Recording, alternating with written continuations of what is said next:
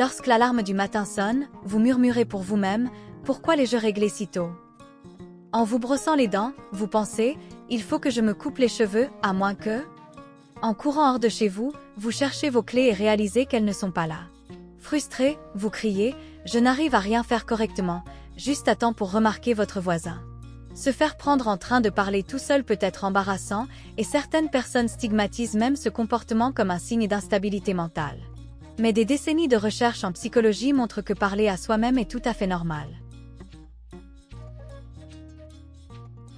En fait, la plupart d'entre nous, sinon tous, nous engageons dans une forme d'autoconversation tous les jours. Alors, pourquoi parlons-nous à nous-mêmes? Et ce que nous disons, est-ce que ça compte? L'autoconversation se réfère à la narration intérieure de votre tête, parfois appelée parole intérieure. Elle diffère de l'imagerie mentale ou du rappel de faits et de chiffres. Spécifiquement, les psychologues définissent l'autoconversation comme des pensées verbalisées dirigées vers soi-même ou un aspect de sa vie. Cela inclut des conversations personnelles comme « je dois travailler sur mon lancer franc ». Mais cela inclut également des réflexions que vous avez tout au long de la journée, comme « le gymnase est bondé ce soir ». « Je reviendrai demain ».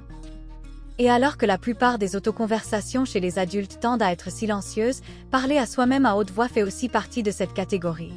De fait, les psychologues croient que nos premières expériences avec l'autoconversation sont pour la plupart vocales, puisque les enfants parlent souvent à haute voix tout seuls en jouant.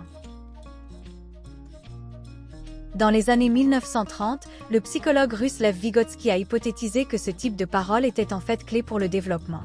En répétant les conversations qu'ils ont eues avec des adultes, les enfants pratiquent la gestion de leurs comportements et émotions par eux-mêmes. Puis, à mesure qu'ils grandissent, cette autoconversation externe tend à s'internaliser, se transformant en un dialogue interne privé. Nous savons que cette autoconversation interne est importante et peut vous aider à planifier, à travailler sur des situations difficiles et même à vous motiver tout au long de la journée. Mais étudier l'autoconversation peut être difficile. Cela dépend des sujets d'études qui suivent clairement un comportement spontané et souvent effectué sans contrôle conscient. Pour cette raison, les scientifiques travaillent encore à répondre à des questions de base, comme « Pourquoi certaines personnes se parlent-elles à elles-mêmes plus que d'autres ?» Quelles zones du cerveau sont activées pendant l'autoconversation? Et comment cette activation diffère-t-elle d'une conversation normale? Une chose que nous savons avec certitude, c'est que ce que vous dites dans ces conversations peut avoir des impacts réels sur votre attitude et performance. S'engager dans une autoconversation qui est instructive ou motivationnelle a montré qu'elle augmentait la concentration, boostait l'estime de soi et aidait à gérer les tâches quotidiennes. Par exemple, une étude sur des joueurs de tennis universitaires a découvert qu'incorporer l'autoconversation instructive dans la pratique augmentait leur concentration et précision.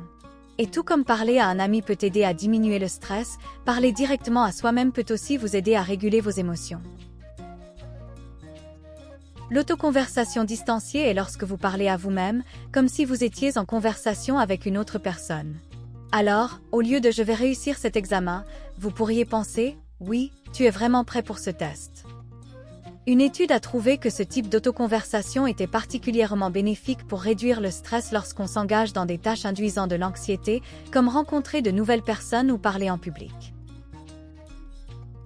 Mais tandis que l'autoconversation positive peut vous aider, l'autoconversation négative peut vous nuire. La plupart des gens se critiquent occasionnellement, mais lorsque ce comportement devient trop fréquent ou excessivement négatif, il peut devenir toxique. Des niveaux élevés d'autoconversation négative sont souvent prédictifs d'anxiété chez les enfants et les adultes. Et ceux qui se blâment constamment pour leurs problèmes et ressassent ces situations éprouvent typiquement des sentiments de dépression plus intenses. Aujourd'hui, il existe un champ de traitement psychologique appelé thérapie cognitivo-comportementale, ou TCC, qui est partiellement focalisé sur la régulation du ton de l'autoconversation. Les thérapeutes cognitivo-comportementaux enseignent souvent des stratégies pour identifier les cycles de pensée négatives et les remplacer par des réflexions neutres ou plus compatissantes. Avec le temps, ces outils peuvent améliorer la santé mentale de quelqu'un. Alors, la prochaine fois que vous vous trouvez en train de parler à vous-même, rappelez-vous d'être gentil. Cette voix intérieure est une partenaire avec qui vous serez en conversation pour de nombreuses années à venir.